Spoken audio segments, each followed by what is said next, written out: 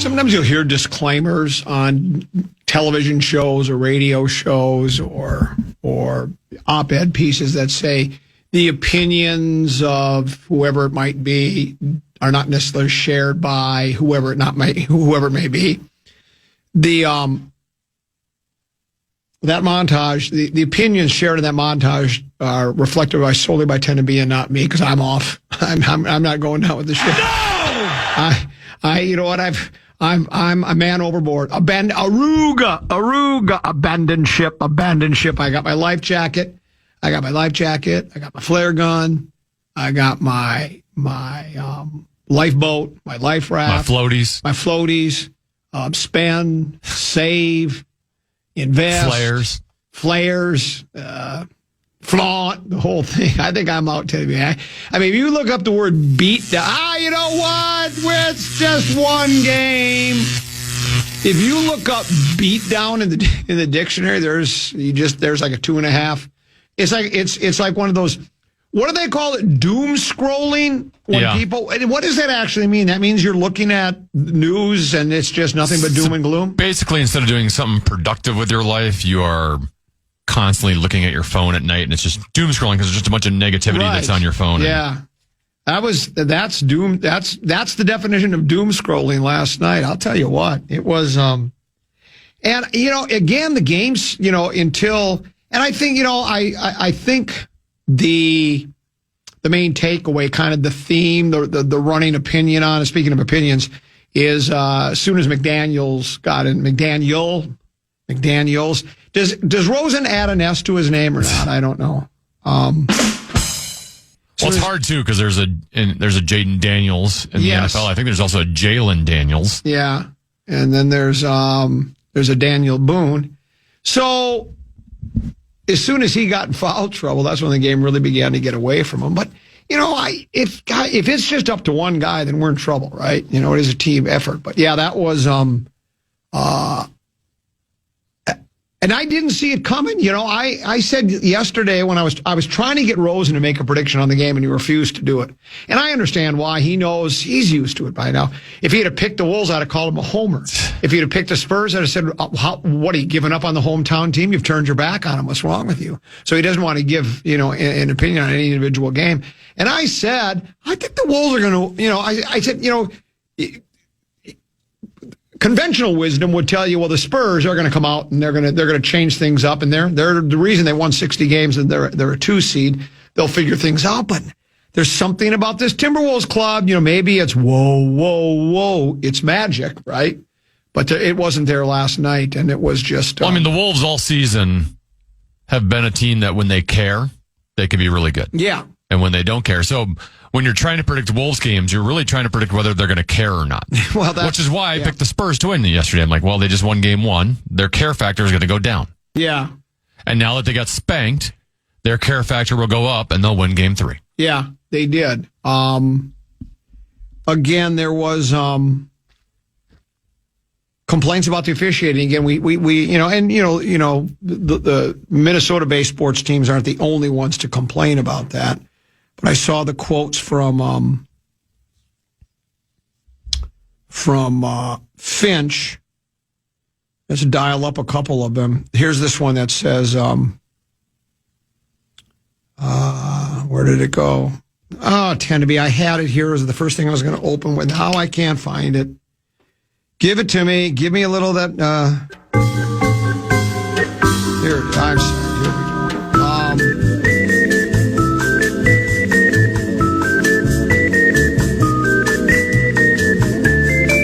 Here we go. Coach Chris Finch said the team got punked. What does that mean? What does getting punked mean? Fill me in as a... basically just, you got ruined, you got wrecked, you got destroyed. Oh, I thought maybe he meant because it sounds like they believe the strategy was, and maybe this was it, we're going to try to get McDaniels in foul trouble. That's what we're going to try to do, and it worked. Edwards said, and says him being off the court is going to hurt us every time. He knows it. We know it. The whole gym knows it. Their team knows it. When he gets in foul trouble, they get happy. We need him on the floor. He's going to be better next game. He can't really foul. We're not going to win if he's not on the floor. The Wolves and Finch made their displeasure known to the officials concerning the whistles McDaniels was getting. One call came especially late against Castle, who was using his forearm to create separation. That caught McDaniels a few times, and Finch said the Wolves could have given him more help on the defensive end. Conley said, we need him. They know we need him. You can tell that they made a conscious effort to try to get him in foul trouble however they can, and we have to be smarter as a team. He has to be smarter as a defender to pick and choose when to be aggressive, know when he's beat, and know when he can't contest things, because they're just trying to get him in foul troubles. And that is the most important thing, because, that's what I was thinking was the definition of punked, is you lured him into something you really don't want to do. Maybe that's not the definition, but I'm going to use it anyways. And players will do that oftentimes when, sometimes you're beat. It's like we talk about with Buxton. If you're down 10-2 in the 8th inning, don't slam into the wall to try to rob a guy of a 2-run double. It doesn't matter anymore. And if a guy's got you beat, you can't afford to be in foul trouble. You're the best defender on the club, this side of Rudy Gobert, I guess. And they need you on the floor. And it's, and again, that's, complaining about the officiating, I don't think is going to do anybody any good, and all players, it comes part and parcel with basketball. I've witnessed it firsthand, watching baby brother Peter play basketball for 10, 12 years. Every parent, every coach, every player thinks they've never committed a foul, and then anytime they miss a shot or something happens, they were fouled. I couldn't have missed that shot. I must have been hacked.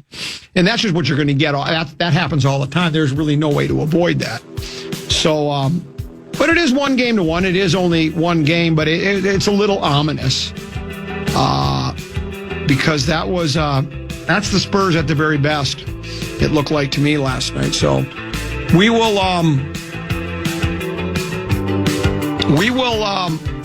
we get a chance, Stan, to be revenge game closer to Chad Abbott. I don't know when the next game is. When is it? Friday night. Friday night at the Bullseye. Yes. So there you go. We'll take a break. We'll come back. We'll take a peek at the purple, brought to you by Affordable Electric. We'll dive into the Wolves a little deeper here as the day goes by. Also, the Wild play 4 weeks from now. They got a lot of time between games. I think they have a Saturday game, and that game is also home at the slot machine. So we'll get to a little of this, that, lat. Other side of the break right now, Tennessee has a keyword for us. TheFan and BigDeck.com want to give you a shot to win bonus bucks with our national cash contest. Just enter the keyword win at KFAN.com now for your shot at winning. That keyword is win. Enter now at KFAN.com.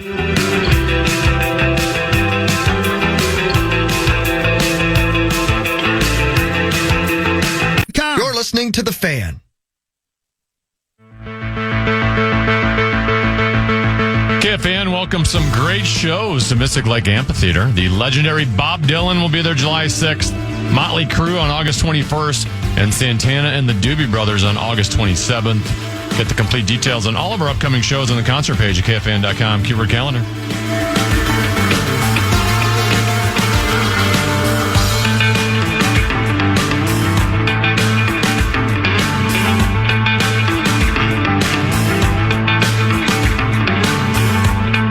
Couple 13-14 pass. I'm Common. He is Tennessee. Peek at the purple brought to you by Affordable Electric, your old home specialist. May is Electrical Safety Month. Affordable Electric is here to keep your home and business safe, powered, and protected. Electrical hazards cause thousands, yes, thousands of fires every year. Don't wait for sparks to fly. Get a jump on safety. This month, when you book a service, you'll receive a breaker box or fuse box inspection on the house from the licensed pros at Affordable Electric. 612-331-VOLT. 612-331-VOLT, or visit affordable-electric.com. Affordable Electric, keeping your power safe, reliable, and, as we like to say, and are you ready for it? Shockingly affordable. A couple of things. First of all, I saw that former Vikings tight end Joe Sensor passed away today at the age of 69. Joe had, I think, a stroke a number of years ago and had not been doing well. I got to know Joe a little bit over at, he was in the broadcast booth for a while. He was stepping on touchdown calls. over the years, and he had Censor's Restaurant, Joe Censor's, Vikings Uncensored at Joe Censor's. Get it, Tenneby? Oh, now I get it. Yeah, so we host, and Superstar and I hosted Vikings Uncensored at Joe Censor's for a while, but Joe, a Censor restaurateur. I think he's the only, I think I read this, he's the only Vikings tight end in franchise history to have a 1,000-yard receiving year.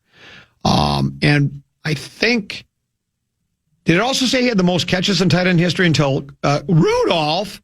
I think until Kyle Rudolph surpassed him, but Joe Censor dead at the age of 69. And my time here was kind of when he was ending his time. Okay.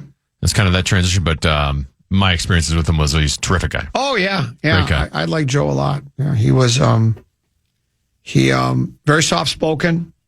I'm going to say cerebral, even though I don't know what that means. He was very, like I say, very soft-spoken, knew the game, affable. And, he donated his time to charities endlessly. So Joe Censor, gone but not forgotten. You sent this to me. This is today, right? This is from Pelissero. Vikings requested an interview with Rams assistant GM Johnny McKay for their GM job. He's son of longtime NFL executive Rich McKay and grandson of the late coach John McKay. So it's in the genes, Tenneby. It's in the blood. Whether that makes him the best guy for the job remains to be seen. And the Vikings have requested an interview with 49ers assistant general manager R.J. Gillen for their general manager job. So the Vikings are busy. And, was this today or yesterday, the Ziegler character? Or is that also today? So all the names are coming out today. So I'm actually, there's even more than what I've sent you. So they requested an interview with Titans assistant general manager Dave Ziegler. Who else, Tenneby? Yeah, so Kevin Seifert wrote today, the Vikings' external GM candidates all come from scouting backgrounds. He says the list would make them Rooney Rule compliant. LA Chargers assistant GM Chad Alexander, San Francisco assistant GM RJ Gillen, Buffalo assistant GM Terrence Gray, Rams assistant GM John McKay, Seattle assistant GM Nolan Teasley, and Tennessee assistant GM Dave Ziegler. They also say that Brzezinski is a candidate as well. That's a lot of interviews. They're going to be busy here over the next, that's going to take a couple of weeks. Sounds like they've really narrowed in on assistant GMs. Yeah, that seems to be their method of operation. And, Tenneby, again, the names mean nothing to me. I mean, even before I read deeper into the Pelissero tweet, I figured the McKay guy was related. It seems like the NFL is more, father, sons, grandsons, fathers. Nepotism. There's plenty of it in the National Football League. It seems like more than any other sport. And I'll be honest, and Tenneby, I bet you're the same as me. I couldn't pick any of those guys out of a lineup. I know nothing about any of them. And here's what I really think the truth of the matter is. They're probably all qualified for the job. You could take the names of every person they're going to interview, write them on a piece of paper, put them in a hat and pull one out, and that guy be just as good as the next one. I think. I don't know. I mean, but they'll do their due diligence. They've got that DGR turnkey company helping them with the search, and then I'm assuming the Wills will they'll make the final call. They'll go through an interview process and they'll select the next general manager of the soon-to-be world champion Minnesota Vikings. So that's kind of the latest on the purple. And unless there's something else, Tenneby, I think we could put a wrap on Peek at the Purple, brought to you by Affordable Electric. For all of your electrical needs, affordable-electric.com. Affordable Electric. They are shockingly affordable. I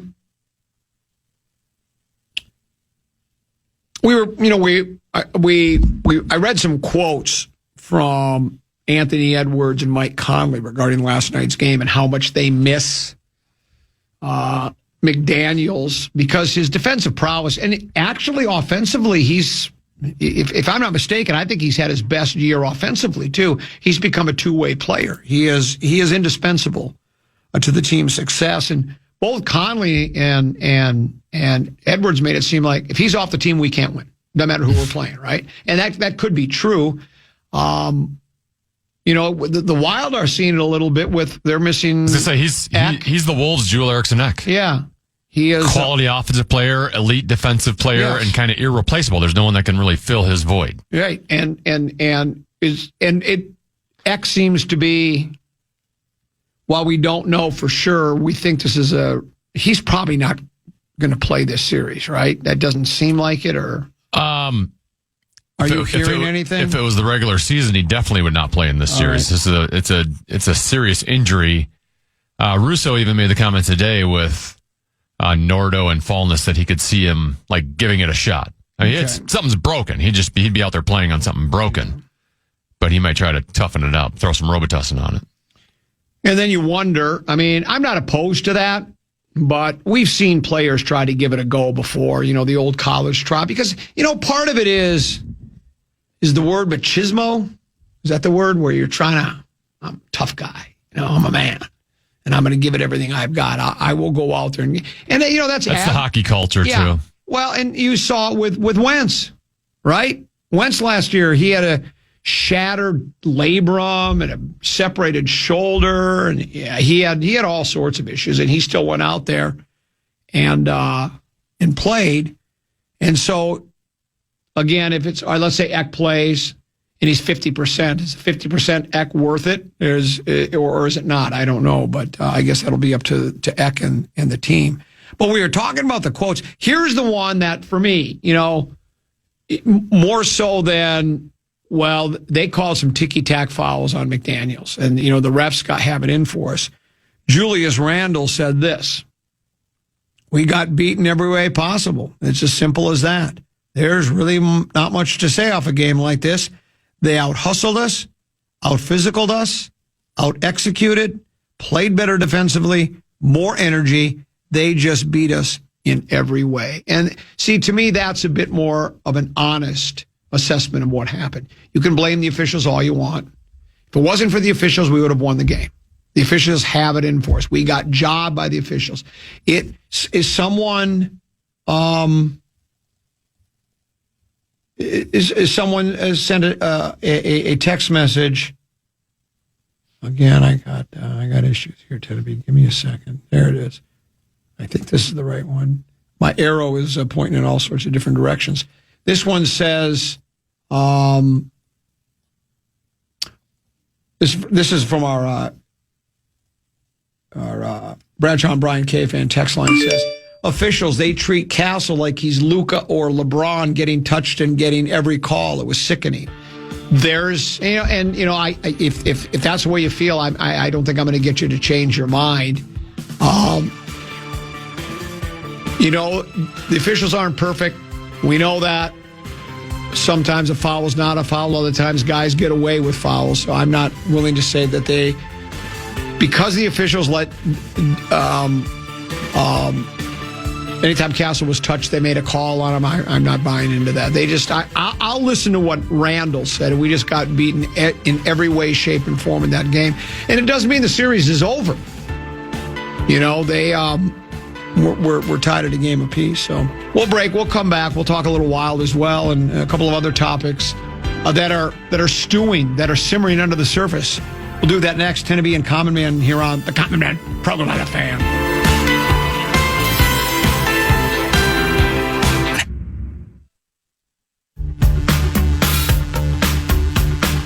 The radio home of Minnesota Sports is also on YouTube. Check out the KFAN YouTube channel for exclusive videos, in-depth takes, initials and password games, and behind-the-scenes content. Search KFAN on YouTube and hit subscribe today. Is it controversial behind-the-scenes content, Tenneby? That's interesting. I can't wait to get behind the scenes of the Fan. Exciting stuff. I'm Common. He's Tenneby. The legendary one joins us just before 2 o'clock, and as you heard in that promo, or maybe just Tenneby mentioned it, I don't know, but we're doing the program password invitational tournament reveal tomorrow at 1:15. Yeah, right before program password. So we will reveal the teams and the pairings and all of that, and should be fun. So we have 16 players, correct? 8 teams. 8 teams. Should be fun. Much like the NHL playoffs, where there's huge gaps between games, it probably will be the same thing with program pass because everybody has so many, depending upon which teams advance and what the schedules are for those people. Sometimes it is complicated. There can be quite the gap, but we'll make do. No 9:30 p.m. games though here on the Fan. Let me give you a hey-o and a rim. Here's what I need to do. There we go. I have to put the right mouse over by the right screen and the left mouse by the left, and then I can figure it out again. It only took me 10 years to figure that out. You know what I saw on I want to know if you know, on the countertop in here, next to the microphone on-off, cough switch, and talkback switch, there's a Post-it note that's been taped to the countertop, and in black magic marker, Sharpie, it says, "Keep drinks away!" exclamation mark. That's new. That was yesterday. Do we have another incident? Well, I don't know. Did somebody? That's what I'm wondering. I wonder if you had heard. I hadn't heard. We didn't receive an email about it. Because I don't think that would just be like, hey, you know what? I should put that down there as a reminder to people. Usually that's only if something has happened. I asked Big Ticket. He says it wasn't him this time. So maybe he's been guilty of it before. I told him what I do, and I told you this before too. I have one of the other. We have so many chairs in here. We could. Well, there's so many members of the Power Trip Morning Show contributors. They need that many chairs in here. But I put it on the armrest of one of the other chairs as my table. That looks dangerous. Yeah, but if that just falls on the carpet, that's the carpet. That's not that big of a deal.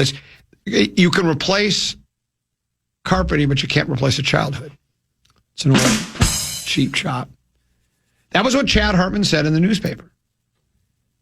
His wife at the time said, Chad doesn't care if the kids spill Kool-Aid on the couch because Chad says you can replace furniture, but you can't replace a childhood. That's a hell of a quote. It's deep. It's deep when you think about it. And I hadn't thought of it because I thought, well, you can't replace for a kid. You just go to Walmart and swap them out for another one. But yes. So anyway.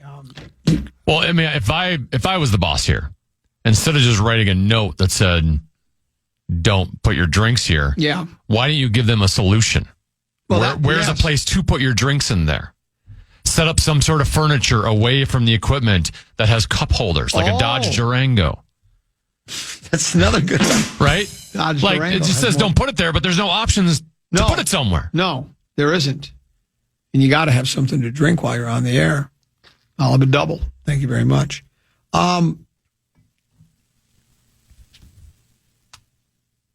Fish Wrap West Side, Sarah McClellan writes, special teams play us cost Wild dearly as they are down 2-1 in the Avalanche playoff series. Here's what Coach John Hines said. He pinned the Game 2 loss on the Wild's poor special teams performance. The Wild went 0 for 2 on the power play, while Colorado went 0 for 5. Michael McCarron said, penalty killer, they moved the puck quick. Dallas might have moved it a little quicker, but you can see these plays developing. Even when I'm on the bench, you can see them developing. We just got to be more aware of where our guys are on the ice, on the PK. We're doing a lot better with our clears. We're up and out. We're getting some grade A looks. They're getting some grade A looks, though. We're going to have to clean it up. And then Sarah writes, this isn't a new problem for the Wild. And then it talks about, what happened during the Dallas series and what's happened here. And Teneby, at this stage of the season, there aren't really any answers, are there? I mean, other than you have to just keep trying to do better, but your PK is your PK. I don't know. You can't find any new personnel, can you? Can you do new pairings? Are there any tricks in the trade you can do? They had a little different personnel game too. Just okay. You have no Eriksson Ek, you have no Brodin. Those are two, main penalty killers that are usually out there in the first PK or the second PK. But both are out there every single time you kill a penalty. But last game, I think, especially because of the struggles of Jake Middleton on defense, Damon Hunt, who's a young kid who didn't even play in the Star Series. All of a sudden, when they were getting penalties against Colorado, they were throwing him out first D pairing. So that kind of shows you where they're at right now with some of the struggles.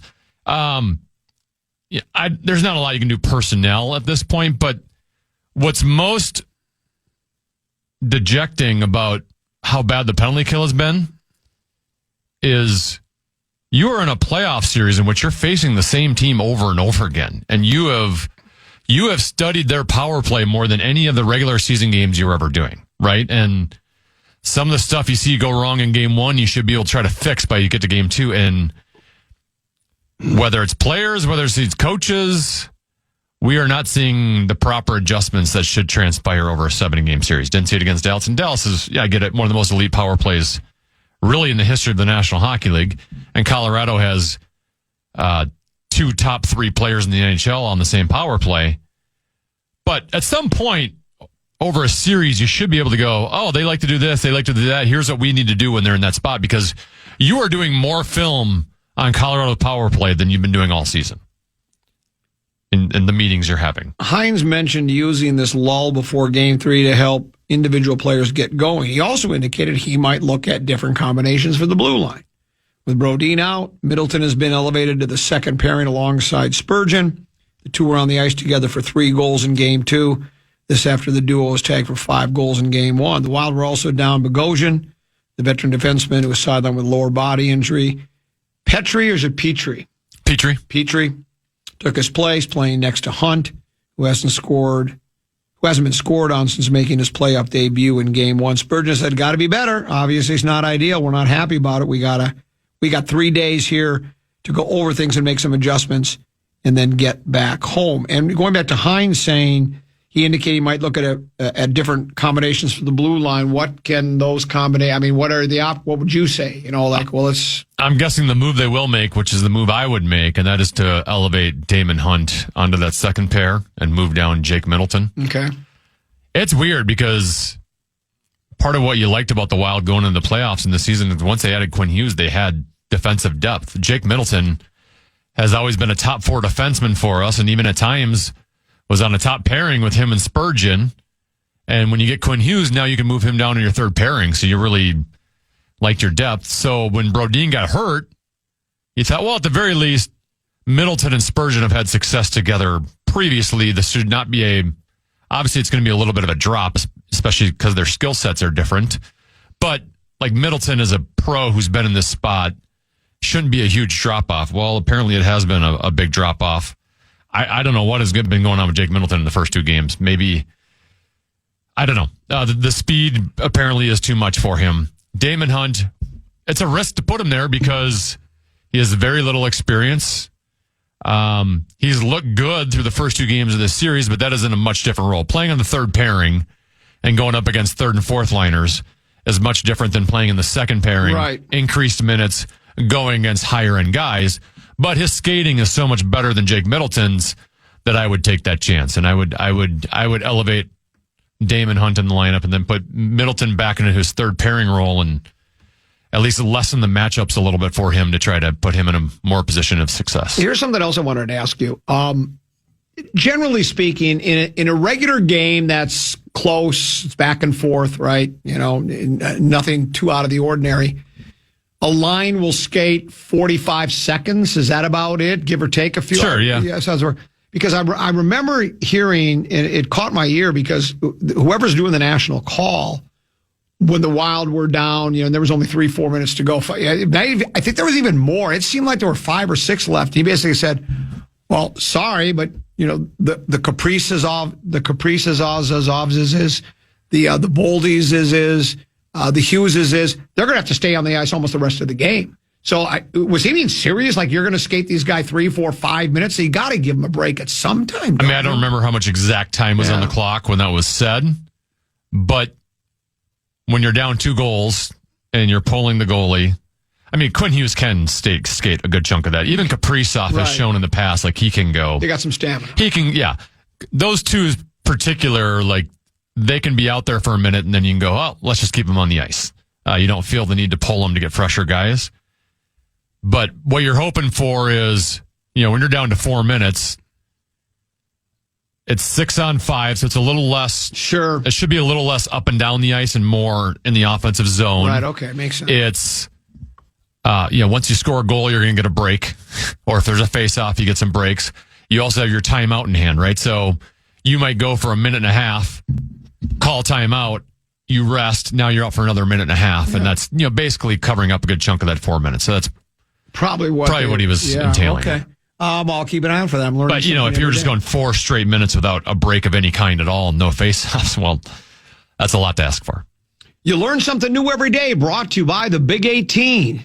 Have your child educated at the Big 18. That's why I've tried to get it to, so it's a great, closer to the sales staff. By the way, if you, our report cards have never been better. And if you are an advertiser and you'd like to, a business owner, you'd like to spread the news about your company, contact this radio station or the Radio Advertising Bureau. We are red hot.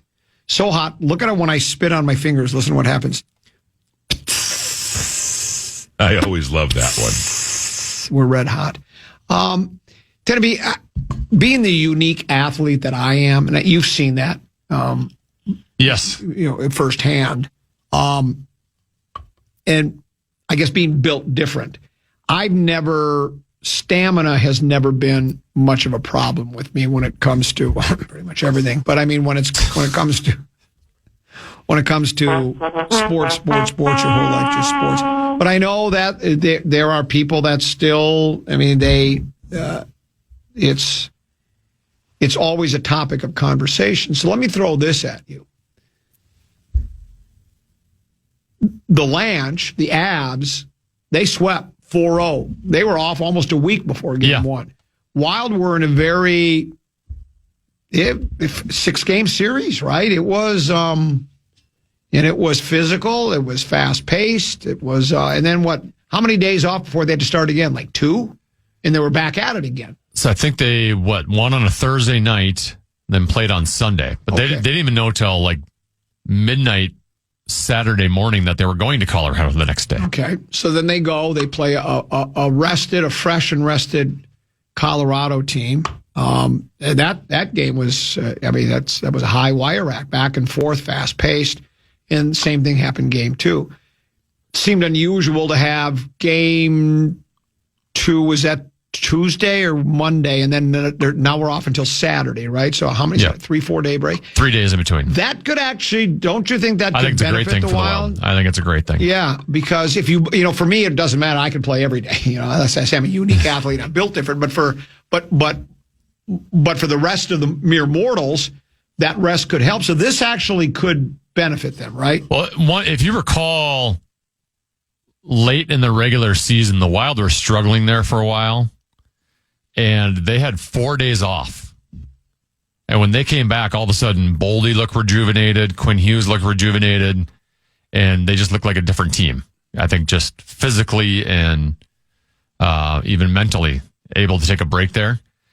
I do think, and we'll never know, we're not inside the Wild's players' heads, that Dallas Stars series, let's face it, there are fans out here listening right now that was like their Stanley Cup, right? We finally got out of the first round. Right. Like, there was a lot of emotions put into that series, and I felt like the Wild never really got enough time to come down from that, and then immediately, all right, we need to hit the reset button, and it just got kind of mixed and blended together.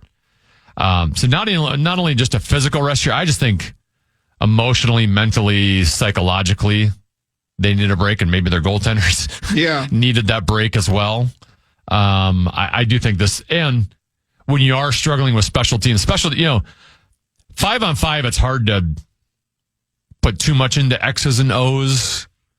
It's most teams kind of play the same way, and it's very instinctive 5-on-5.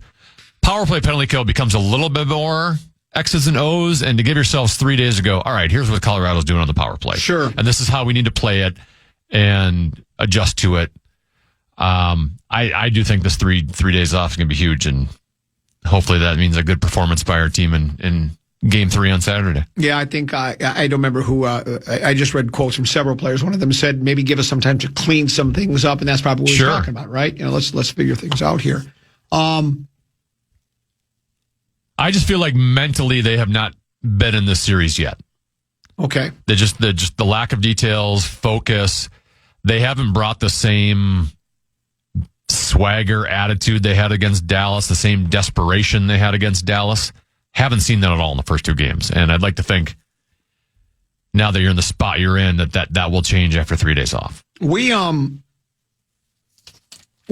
Wally's starting, right? So I even responded about this on Twitter because John Hines today said they haven't made a decision on the goalie, which is, and I know what he's doing. Right. One, you've made your decision. Like I said, if you don't go with Volstead, it's basically a fireable offense at this stage. I would think, yeah. Or there's something going on with Wally that we just don't know and we're not privy to. Yeah. You're going with Volstead, but he, let's face it, this is just him trying not to make it a distraction before the game, right? Because if you announce today, Volstead's our guy, what do you think the media is going to do tomorrow?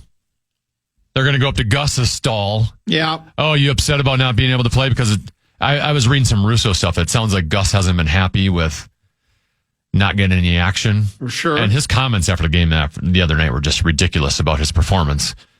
So I think this is John Hines just, we're not going to make noise about this until game day when there's no chance for the media to come talk to our goalies. Well, and that's why when they were making the decision to go to Gus for game 2, I brought up the psychological part, which is always, that's what fascinates me because every player is different. Every human is an individual. And so some guys, they can let that roll off their back. They can just go, okay, I'm out. That's no big deal. I didn't play as well, but I know I'm still a really good goalie. I know it's going to come back to me. I'll be just fine. Then other guys might be like, oh no, I played so bad that I gave up 8 goals. I embarrassed myself. I embarrassed the team, and now they're benching me. And now I don't know if I ever get a chance to play again. And if I do, I don't know what I'm going to do. Or somewhere in between that, same with Gus. And you just said it sounds like Gus was not happy with not getting action. So everybody treats it differently. So there's maybe a delicate balancing act that a coach has to do. He has to almost be an amateur psychologist as well, because I've talked about it, just coaching in general, particularly I think like I've talked about this on the high school level. Okay, when kids are younger and they're not hardened by especially once you get college and pros, you've pretty much done it all and seen it all. You and I have talked about this. You wouldn't be, as a hockey player, you wouldn't be an athlete where you're not going to respond to a coach that's getting in your face and screaming at you, right? That's not going to work for you. You just need a coach to go, 10 up.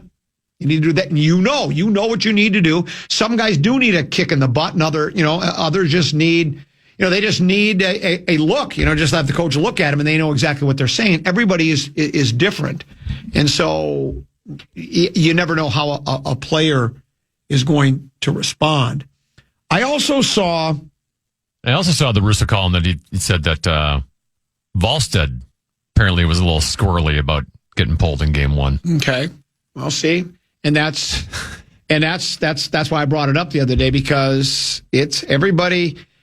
Look, every guy that's playing, when you get to the professional level, this is it. This is the highest level of hockey in the world, and your pride gets dinged a little bit, right? And then, the old, you doubted us and now we're here. Oh, now you're doubting me. And so, yeah, it can be a tricky situation for. I always say come back and prove them wrong. Well, that's it. 2 other things. I'll save these because we're going to talk some more Wild here. Let's do this. Let's take our break. As we do, Tenneby will have a tease. We'll have 534. Mark Rosen will join us just before 2 o'clock. But Tenneby, do you have that tease for us? Yeah, what are we going to do after Jets and Addison?